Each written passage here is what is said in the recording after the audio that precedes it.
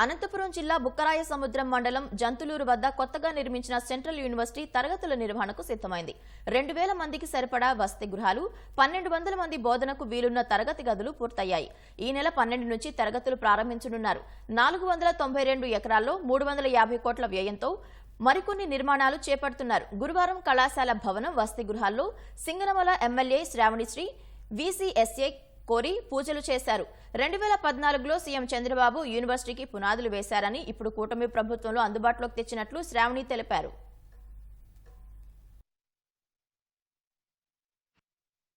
మన రాయలసీమ ప్రాంతానికి ఒక సెంట్రల్ యూనివర్సిటీ వస్తే డెఫినెట్గా ఇక్కడ ప్రాంత పిల్లలకు మనము చదువుని అందించే కార్యక్రమం చేయాలని ఒక గొప్ప ఆలోచనతో ఇంతటి గొప్ప యూనివర్సిటీని మనకి ఇక్కడ శాంక్షన్ చేయడం జరిగింది.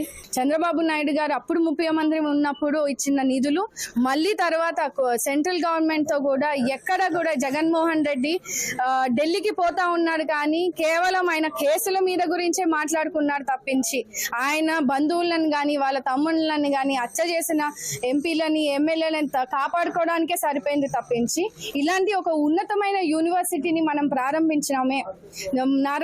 ముఖ్యమంత్రి నారా చంద్రబాబు నాయుడు గారు ప్రారంభించారు.